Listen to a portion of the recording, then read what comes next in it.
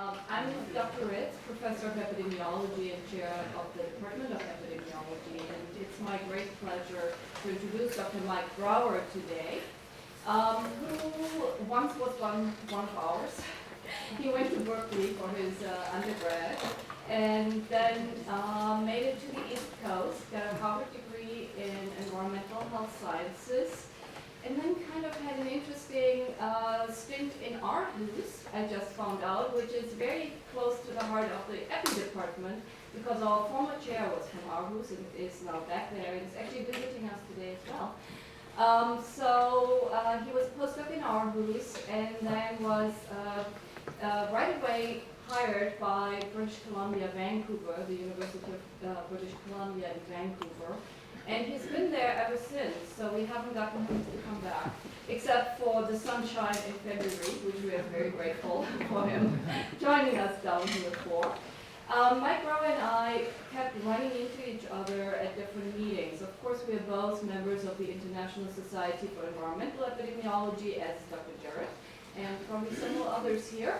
And it's a wonderful society, very useful. The best about it is that it attracts a lot of young researchers and it makes it really exciting to talk to people. Also, you get to interesting places. So Mike and I keep meeting like in Barcelona or somewhere else in Europe or in Asia. He's a lot in Asia because he works on air pollution. And from his CV that I finally had to study in order to invite him for this wonderful event, I actually learned how deep, not only broad, he is in terms of air pollution research. I knew him as the exposure assessment guy who works on satellite data and knows everything about global burden of health and air pollution effects, indoors, outdoors, doesn't matter. But I also learned that he actually did a lot of very in-depth epidemiologic studies, drilling down to like the pathology, looking at cadavers and their exposures to air pollution. But he's broad as well as deep, and today he is going to introduce us to a totally new idea, broader concept of what environmental health could look like. So welcome.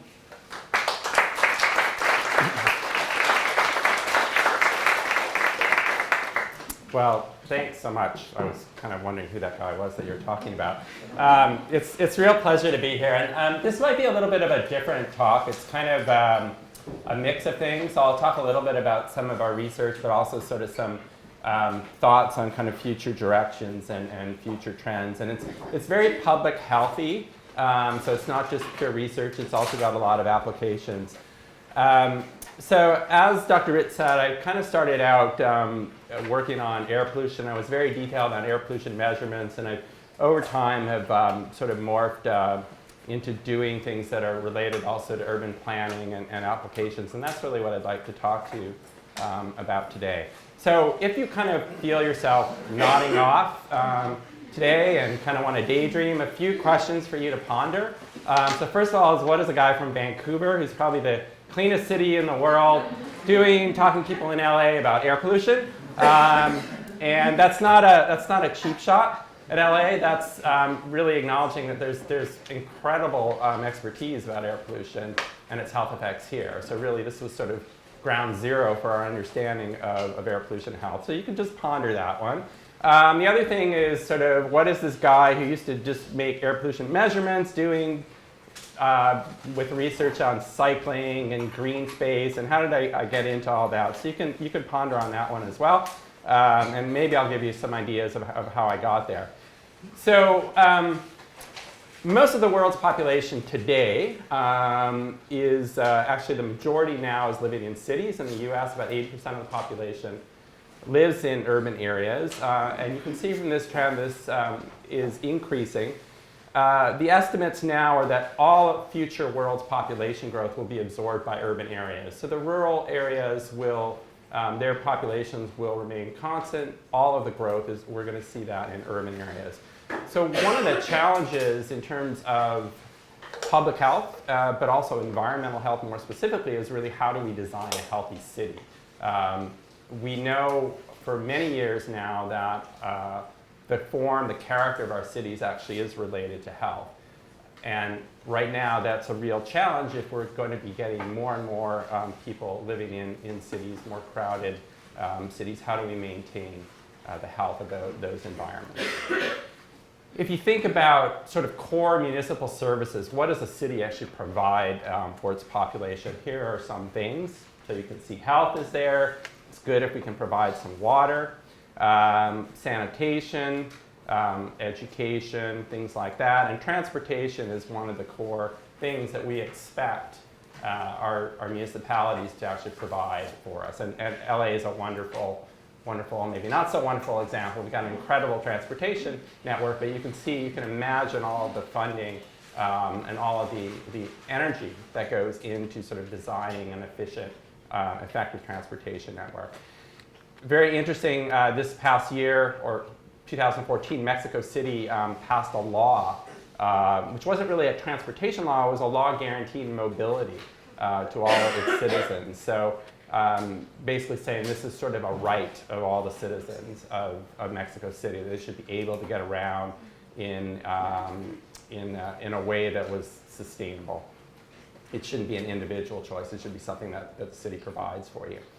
We know, however, that transportation can impact the environment and can impact health. This is just an analysis we did for the World Bank last year.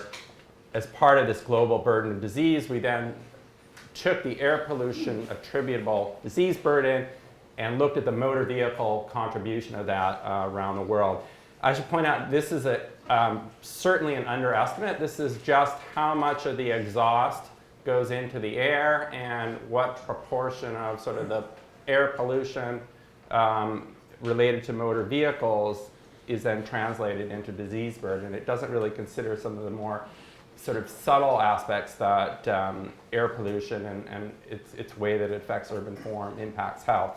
But you can see it's still substantial numbers, almost 200,000 deaths per year. And the figure here, the blue is showing road injuries, and the red is air pollution. And so in some of the highly developed countries, so Western Europe and North America, those contributions are almost equal. And if you actually take sort of all the ways that air pollution impacts health, it's actually a much greater public health impact than motor vehicle collisions or road injuries. Partly that's because we've made driving rather safe in high-income countries, which contrasts to the situation in the developing countries. So what are some other ways that transportation via air quality can impact health? Well, we've known now, including work that really was done, some of the seminal work was done here at UCLA, that there's very sharp pollution gradients as you move away from major roads. So not only do emissions from motor vehicles contribute to sort of overall air pollution, the sort of background level of air pollution, we also have these very sharp gradients. Over 150, 300 meters or so that we can see the pollution drops off rather rapidly. And this translates also to disparities in health. Here's just one example from a study we did, and this is a population-based study. I'll talk a little bit on how we do this based on a lot of data linkage. We took this is about 500,000 people, adults over the age of 45 living in the metropolitan area of Vancouver. The reference group here are people that over a 5-year period where we're analyzing their exposure, the reference group never lived close to a major road, and there's various categories of what I'm calling a major road, but it doesn't really matter. This one's just 50 meters or closer to a highway. The group that during that period always lived close to a major road had more than a 50% increased risk of subsequently dying from cardiovascular disease in a 10-year follow-up window. But the more interesting thing are these groups. So this is a group that started out living close to traffic, and then during that 5-year period moved away from the road. And their risk dropped almost down to zero, almost down to the reference group. So this is basically it's like smoking cessation. It's pollution cessation by moving away. The opposite was the group that started out living away from traffic and moved closer to a busy road, and their risk basically was similar to those who always lived close to a major road. And there's now, this has actually been replicated in a nurses' health study, so nationally across the US, and similar analyses like this. So it's quite striking, this sort of road proximity effect. And we've also certainly demonstrated this with a number of other health outcomes. So this is just sort of the platform that we've used. And it's, in Canada, we have the advantage of universal health coverage. All the billing basically goes through a standardized system, and we can use the billing records basically for every contact an individual has for health, with the healthcare system. We can link these together. So we can link them with vital statistics data, birth registry data, hospital discharges, outpatient visits, et cetera. And if we have some information on residential location, which we do from these databases, we can then link it to environmental data. And that's what we did. And it started out as quite a simple project where we just said we're going to sort of design these administrative data cohorts. Again, they're population-based. They essentially include the whole population because everyone's covered under the health insurance program. And we were initially just going to look at air pollution exposure, and we designed these quite detailed high-resolution exposure models, which I won't get into the details on how we do that. The one in the bottom, I'll just tell you, it involved driving around in the middle of the night, measuring wood smoke between 10 a.m. and 10 p.m. and 4 a.m., which is a lot of fun for me and students to do. You see a lot of interesting things driving around 3 a.m. So that was our initial goal, and we were going to sort of take a life course approach, looking at some birth outcomes, birth weight, preterm birth, infant respiratory disease, and then adult cardiovascular disease. But we quickly realized that sort of once we put this all together, we could do other things like add some other environmental exposures that are also spatially varying. And that was actually not just out of interest, it was important to do it. We didn't want to just say, well, if you're in a high air pollution area and we'll ignore everything else about that area, there may be some beneficial aspects to that neighborhood design or maybe some other harmful impacts. So we looked at things like greenness, noise, walkability, which I'll describe in more detail in a minute. And then, of course, we could also look at other health outcomes. So we looked at things like COPD, rheumatoid arthritis, diabetes, MS, and kind of you name it. So if anybody's interested in sort of exploring some of these things, it's a nice platform now that we have able to look at some of these things. We then started also looking, as I mentioned, at joint effects. So what about sort of air pollution and noise together? Is one just sort of a surrogate for the other?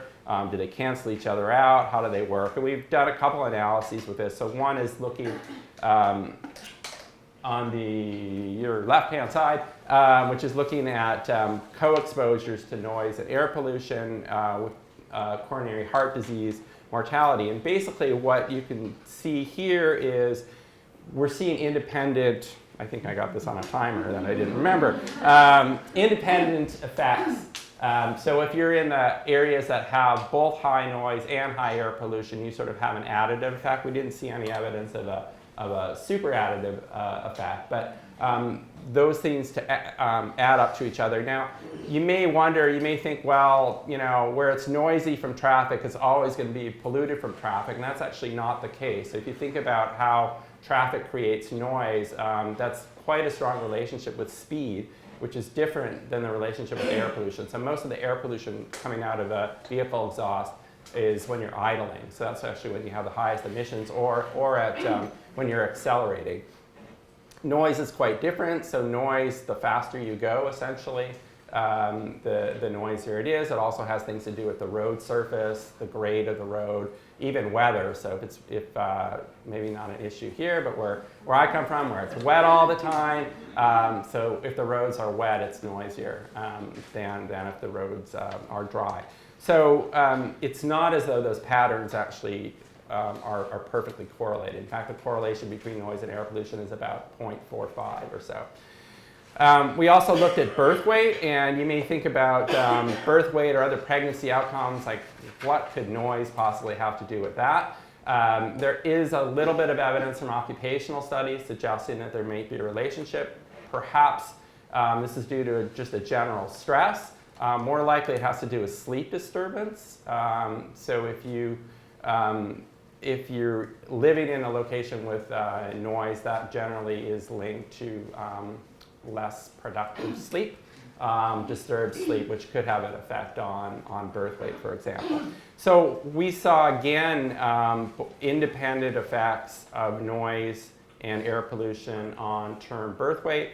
However, in contrast to air pollution, where we also see a relationship with preterm birth risk, we don't see anything in terms of preterm birth and noise. And what you might also be able to make out here is that actually the effect on birth weight from noise, which is in black here, is actually much stronger. This is for an interquartile range difference in the exposure to noise and air pollution. It's actually a much stronger effect than the air pollution effect. So it's possible that some of the many studies now, including many studies that Dr. Ritz has done in LA, that some of the air pollution effect that we've seen on birth weight is actually not an air pollution effect. Some of that's a noise effect. And again, you can think that that has sort of different implications for how we might manage that risk. So as I said, we're just starting to sort of play with some of these interactions, and we obviously need to do more, but it's quite interesting to see how things shake out.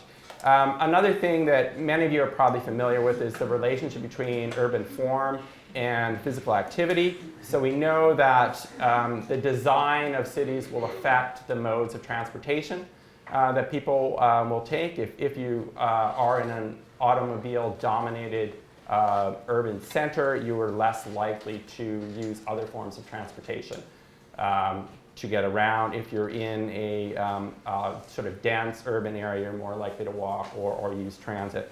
And we can map that. So my colleague Larry Frank is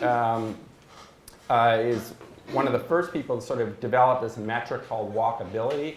This is a combination. Does everybody know about walkability? Do I have to? Yes? No? Yes. Okay, so I won't talk about what it is. So you can map walkability. And just really quickly, I'm just curious because I know there are several ways to measure it. How did he measure walkability? yeah, so this is basically 4 factors. It's which I probably won't remember. It's connectivity, so street connectivity, mixed use, density, and then something called a floor space area ratio, right? Which is kind of the parking lot, how much land you use for parking lots versus for structures. So that's what's mapped here. And again, we sort of thought about, and this actually came from conversations that I had with urban planners. They'd been very sort of tuned in to the density is good, transit-oriented development, and also bought into sort of the health argument that if you build sort of mixed-use, high-density areas, people are more likely to undertake forms of active transportation. That's a good thing for health. But we had then sort of been publishing all this stuff on traffic-related air pollution and this proximity effect, and there's a little bit of a problem there.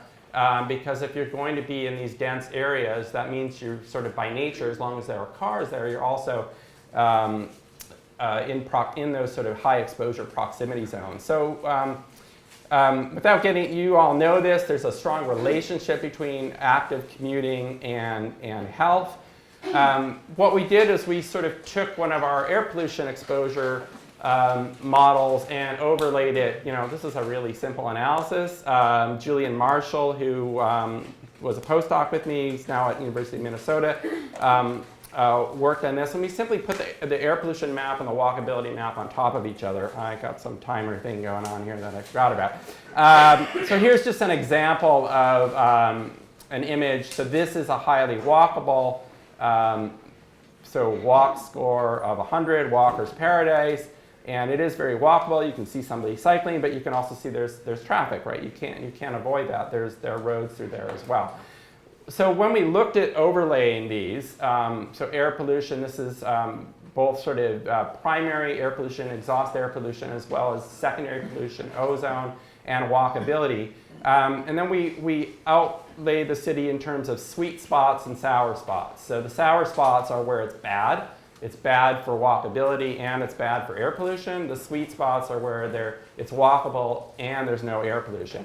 So, and then much of the region, things canceled each other out. So it was one was good, the other was bad, or vice versa. But you can also see many more sour spots than sweet spots, and the sweet spots tend to be concentrated in very high income areas. So this is kind of a peripheral type of neighborhood that's close to downtown. It's almost like a pseudo-gated community. We don't have a lot of gated communities in Vancouver, but it's that kind of thing that there's this cluster of really old, very nice green sort of neighborhoods that have huge homes and very few people can afford to live there. So there's a bit of a problem here, mostly that things cancel each other out, and then also that these sort of sour spots, so places that have high air pollution and are not walkable, exist. And what does this mean? And this was really interesting, and I'd say this was really surprising result. We did an analysis, again, this was with Julian Marshall and one of his grad students, Steve Hankey, who's now just at Virginia Tech. So if anybody wants to work on this, he's looking for students. And we actually took data from LA to do this. We took a transportation survey from LA, and we asked the question is, if you live in a highly walkable neighborhood, we compared to a less walkable neighborhood, so then you should get some benefit from the physical activity. So this is now looking at where people lived, and we had their individual measures of physical activity from this transportation survey. Then we modeled their air pollution exposure to look at this trade-off, and we did it in sort of a risk assessment framework. We just took literature values for risk of ischemic heart disease as one health outcome that is affected both by physical activity as well as by air pollution, and looked at the trade-off. And as I said, this was surprising. I thought the physical activity benefits of being in a walkable neighborhood would just swamp any negative aspects of air pollution. And now this may be specific to LA, although we have done some replication nationally in the US, and it seems to more or less hold up. That basically the benefits of being in a more walkable neighborhood were offset by the adverse effects of air pollution. So the walkable neighborhoods, the more air pollution there, basically canceled out the benefits of being there. The main reason for that is that even if you live in a walkable neighborhood, most people don't get adequate physical activity. So only about 20% of the population in a walkable neighborhood gets enough physical activity. That's the real reason. So the potential's there. What are you saying is physical activity? This is WHO definition, so MVPA, 150 minutes a week. Yeah. I would say that I've read studies similar to in cycling. So if you're a cyclist, if the air pollution is high enough, then it offsets the health benefits of cycling. Yeah, that's a little. So I've done a lot of stuff. I wasn't going to talk too much about cycling. I've done a lot of stuff on cycling, and generally the issue with cycling is that the physical activity benefits are much greater than the added air pollution exposure. There is, my answer to that is we shouldn't actually be thinking about a trade-off. We should design ways that people can cycle and walk without getting the air pollution exposure. But most of the studies, and there have been about 20 of them now, and they're all kind of, you can make all kinds of choices, but a benefit to risk ratio of like 10 to 1, as high as 1 is 90 to 1. So more physical activity. So you should cycle. It's better. Physical activity generally is better. Yeah. Sorry to interrupt and slow you down. Have you controlled, I'm sure you have, for socioeconomic status? Yeah. Those are the people living in the neighborhood. Yeah. So as much as we can, we control for socioeconomic status. We look at education, we look at income, we look at ethnicity.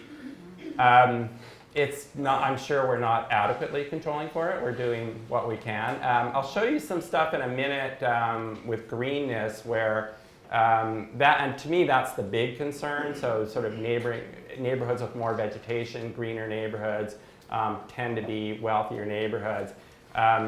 With that, it's interesting. We see the strongest effects actually in lowest income and highest income. So I think I'm convinced that this isn't all SES, but I'm sure we're not really controlling for all of it. So some of it, probably the effects, are a little bit less than I'm showing. So greenness, here we go. So if any of you haven't been following this, there's been sort of an explosion of interest in how green is your neighborhood and relationships to health. And if you want a fascinating study to read, this one is really cool. So this is looking at a pest, the emerald ash borer, spreading from Michigan throughout the Midwest. And it sort of has a temporal and a spatial pattern. And mortality lags this pattern. So when the trees die, people die, which is really staggering. And you kind of, every time I present, this isn't my study. Jeff Donovan, who's at the Forest Service, did this study. Every time I present it, I sort of ask people, can you think of an alternate explanation? And well, yeah, you could think of, some fungus that's in the air, but they tend to be kind of wild explanations. And it's really hard for me to pick a lot of holes in this study, but you really want to because this is scary if this is really true. But again, it has this temporal and this spatial pattern, so it can't be spatially confounded. It can't be purely temporally confounded. I don't know. So have a look at that. But suffice it to say, there's been a lot of work. So I see Dr. Jarrett, right, has participated in a study in Ontario, mortality related to urban green space. So there's a lot of this sort of, I would say, big sort of epi studies, but there's also a whole other literature that's been done by a small group of environmental psychologists. And epidemiologists would probably, not consider this great work. It's, studies of 12 people, but quite interesting. So if you walk in a forest, you can measure decreases in cortisol. You can measure blood pressure changes. And these things tend to hold up, and they've got all kinds of theories and mechanisms that I don't really understand. But there's a lot of sort of basic literature supporting this, and now we're starting to move into the population level studies. So we kind of, again, took our platform and we looked at birth outcomes and greenness. The approach that we did was we sort of, let's look at birth weight here. So this is just the unadjusted effect of the neighborhood greenness. This is a measure that we get. This is a pretty crude measure. It's just presence. What is this timer thing? I thought I turned it off. Sorry about that. So this is satellite measures. It's the normalized difference vegetation index. So the greener here is higher, the lower is less green. This is Vancouver. It is pretty green. If you look at that, the effect just of the, so again, in interquartile range, sorry, this is a 0.1 increase in NDVI. The unadjusted is about a 40-gram difference in birth weight. If you then add in individual covariates that we have, that mitigates the effect. Here's adding in socioeconomic status. Then we start adding in air pollution, different measures of air pollution, noise, walkability and physical activity. Why do we do that? Well, one of the mechanisms by which a greener area may be healthier is that may provide a location where you would be more likely to engage in physical activity, aka a park. Really none of those things seem to alter the size of the effect estimate. So certainly those individual covariates, age and sex and SES matter, but again, the effect of greenness, this positive effect, seems to be independent of air pollution and noise. So it's not a surrogate, and that was some of the thinking was, well, a greener area is just an area where you don't have these harmful exposures. Well, there seems to be something more going on with there. And again, this green space seems to counteract some of those negative impacts of air pollution and noise. as you can imagine, doing this with other health outcomes. Asthma, why are we looking at asthma? Well, again, there's a relationship between physical activity and asthma, but you can also think about greenness, trees, vegetation as being negative for asthma because you'd be more likely to be in areas where there's higher pollen production. But again, we tend to see, so this is air pollution effect, adding in greenness. Doesn't really modify the air pollution effect, but again, there's a slight protective effect of greenness that is actually enhanced when you control for air pollution. So it seems, again, that this greenness seems to be independent and protective for the relationship between air pollution and incident childhood asthma. As I said, we're just kind of starting to probe this, and the measure that we have, this measure of greenness, is very crude. It's just present, so it doesn't tell us anything about the quality. So are there a bunch of needles or broken glass in the middle of that park so that nobody can use it? It doesn't tell us anything about access. Is that a golf course, where they shoot you if you're like walking around and you're not supposed to be there? And so we need to get real measures of exposure. Measuring actually, do people who live in these greener areas actually use that green space more than other people who live in less green areas. And there's some studies that suggest that's the case, but we're really in, I think, early days here. And now we started to look at temperature. So as you know, there's a strong relationship between heat events and mortality. Even in Vancouver, in fact, the population in Vancouver is probably more sensitive to the effects of heat than is the LA population because our infrastructure is really not designed for heat, so we don't have air conditioning, for example, and you can see the sort of threshold at which when we reach a temperature and we start to see an increase in mortality is a much lower temperature than would be the case for LA. So we've got some tools, and this is a Landsat thermal image that's is actually used now for surveillance in Vancouver. There's a relationship between this land surface temperature, again, and urban form. So a greener area, these are on the same day. Greener area, it's cooler compared to a more densely built up. This is sort of well known by urban climatologists, the urban heat island effect, and looking at the effect of surfaces.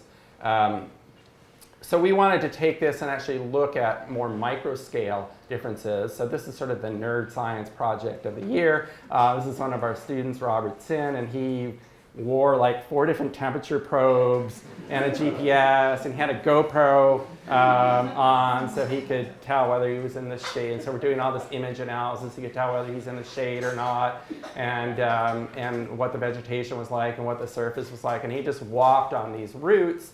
And we're now taking these sort of larger scale land surface temperature images and relating them to microscale temperature changes and determinants of those. So things that you might not think about too much, but what is the color of the building?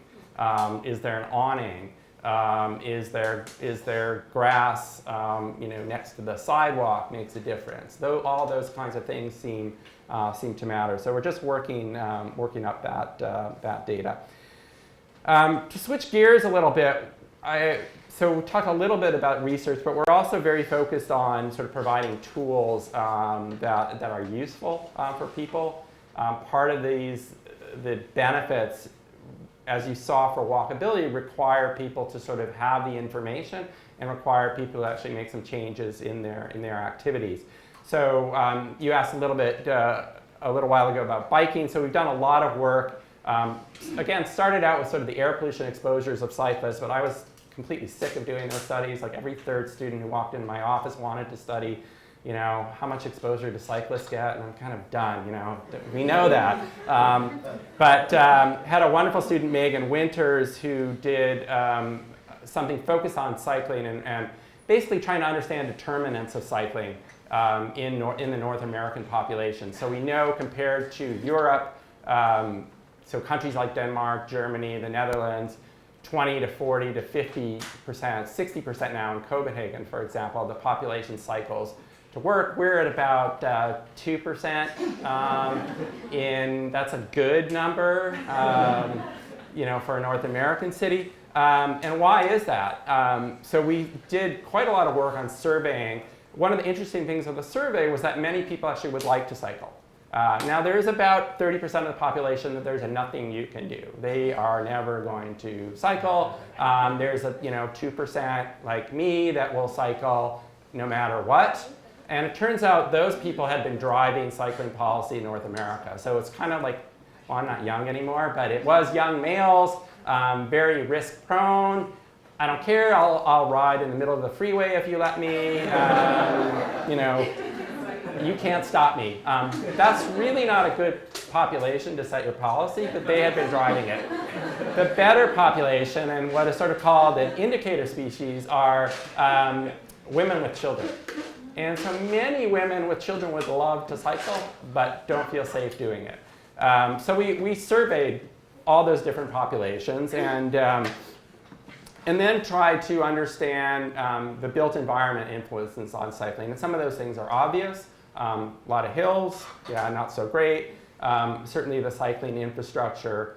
And like walkability, you also need to have places that you want to get to. The difference between cycling and walking, so walking, it's really sort of an origin. So what is it about the place where you start is more likely to make you walk in that neighborhood. And that's primarily because, and sorry, I'm metric, but we tend to only go about a kilometer or so. That's about our kind of walking, casual walking distance. If something's beyond that, we start to tend to think about driving.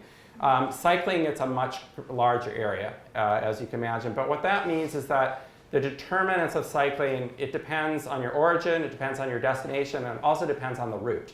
So the simple example is if you're here and you want to get here and there's a big hill in between, you're not going to cycle there. So it's a little bit of a more complicated construct. So Megan did a lot of survey work. We, for example, measured cyclists and compared the routes that they took to the shortest route. We know cyclists will go about 400 meters out of their way to avoid a hill or go to a bike path. That's very useful for planning. We certainly looked at hills and things like that, and we developed a bikeability metric. And then we worked together with WalkScore. So WalkScore is a small outfit in Seattle. It's some ex-Microsoft employees that wanted to basically do a socially good. They set up, so they're fantastic programmers, and we gave them a bit of money, and we now have BikeScore. And this is now available for, I think, 150 different cities in the US and Canada. And so for those of you who don't know WalkScore, so here we are. This is sort of your walk shed. This is where you can walk, assuming sort of distance and connectivity. So this is what, a somewhat walkable neighborhood. This is where you can walk in about 20 minutes. This is the bike shed. So it incorporates things like the route and hills. It's somewhat bikeable. You can see you can go different places. And WalkScore, for those of you who don't know about this, is sort of now commonly used, not just for transportation. Realtors are using this, and this, and of course it's also used for research. So this is why realtors are using it. Here's a couple surveys looking at homes. An increase in WalkScore has actually increased value in homes. So this is now, for whatever reason, become a good thing. So people are actually thinking about, I want to be in a walkable neighborhood. That's great. And even for the sort of destination, where do you work? There's also an increase in property values. So there's money in public health. Imagine that, right? And then we just took this down last year because we didn't have any funding to update this, but we had a very popular bike route planner that we developed that took our air pollution surface, took the greenness surface, and we routed people from A to B. Also looked at the cycling infrastructure, and then you could select, I want to go on the shortest route. I don't care about air pollution or traffic. I want to go on the safest route. I want to go on the lowest air pollution route. I want to go on the greenest route. So again, a tool that people could use to sort of modify their behaviors if they were interested. And this whole sort of area of route planning has really taken off. This is a fabulous little study that Yahoo Labs did where they surveyed people and asked them to characterize routes that they took as sort of levels of beautiness, quietness, and happiness. Then they took all the Flickr images that they could find. This is crowdsourced research. I love this. Took all the Flickr images and then used those to characterize those routes based on the images. Then took all the Flickr images for all of London and mapped the beautiness, the quietness, and the happiness of routes across London, and compared in a subset sample. They compared the routes that people took compared to the shortest path routes, and basically even all you had to do is increase your distance by an average of 12%, and you could do things like, increase the beautiness of your route by 30%, increase the quietness by 25%, happiness by 30%. So again, there are sort of tools where you can actually make your commute at least pleasant. Whether this is healthy or not, I don't. Maybe it is. So interesting.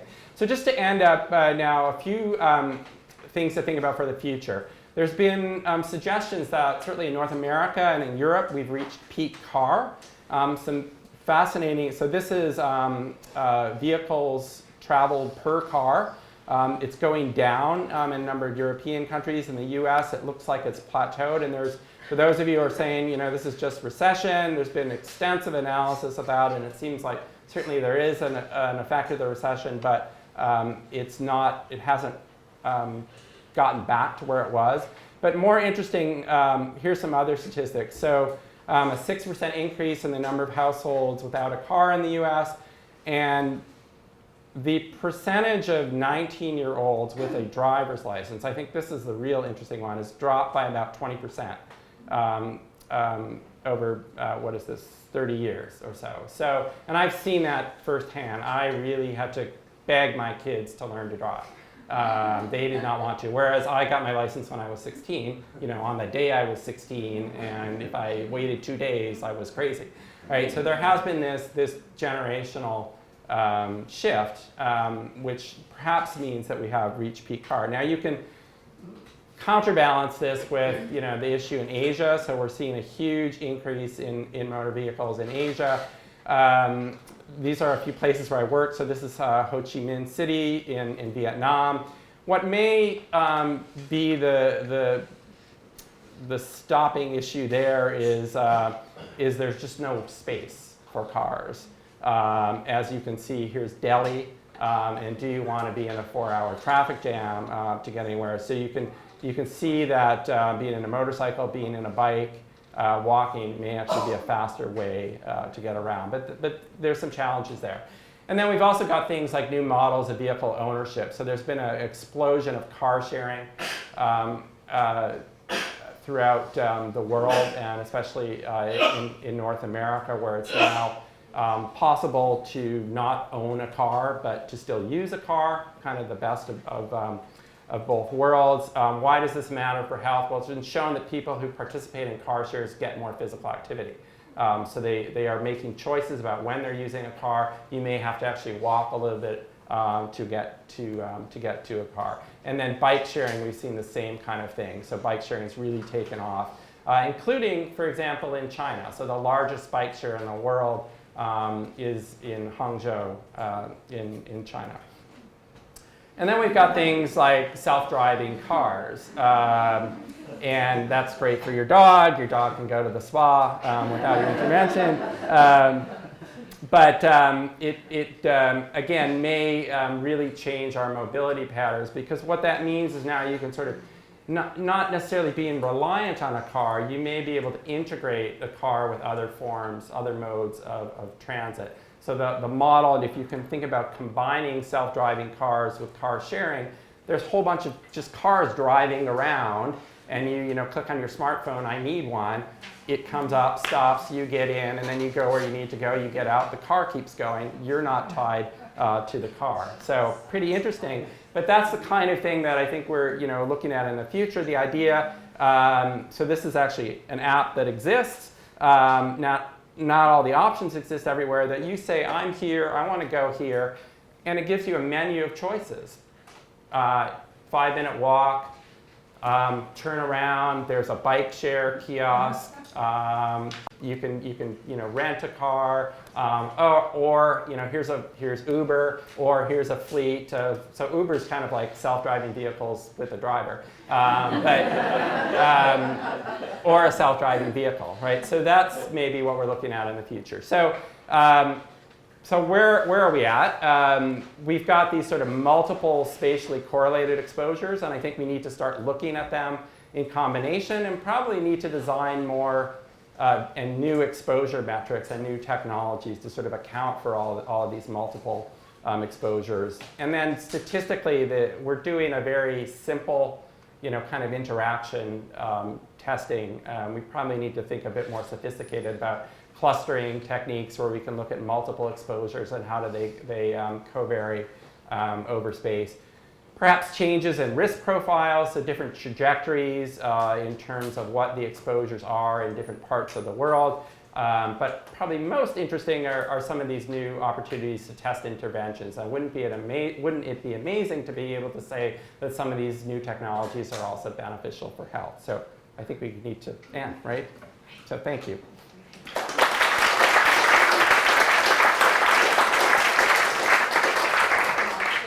Thank you very much.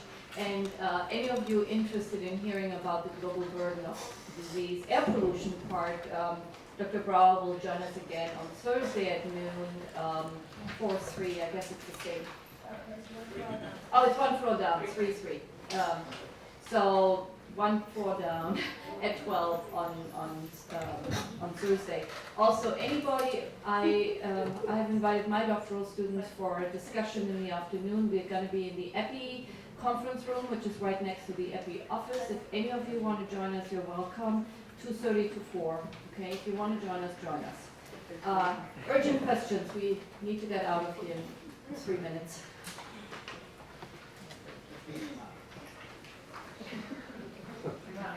Yeah. Have you seen uptake of your research either at the population level or policy level, and what were the quickest paths to that? So for example, the route planner was, we kind of threw it out there as a little toy because people said in one of our surveys, they said they'd like to have this. So we thought, okay, let's do it. I was like amazed at the uptake. So people really wanted that. It was sort of designed for cycling. People said they would use it for walking. They used it for recreation. So that's one thing. Working with the transportation planners, I would say, has been we've had some uptake. For example, we have a guideline policy for new developments about road proximity and those kinds of things. But when when the rubber hits the road, no pun intended, the sort of planners are really, I think, challenged. So some of there's all kinds of other constraints. So we're working on some things. We have a project which has designed a toolkit for planners that will also sort of consider it, but it's development costs, taxes, money. At the end of the day, really drives things. There's probably other things, but I can't remember them right now. So yeah. Another question? Yes, you all want to get out. All right. Thank you for being here.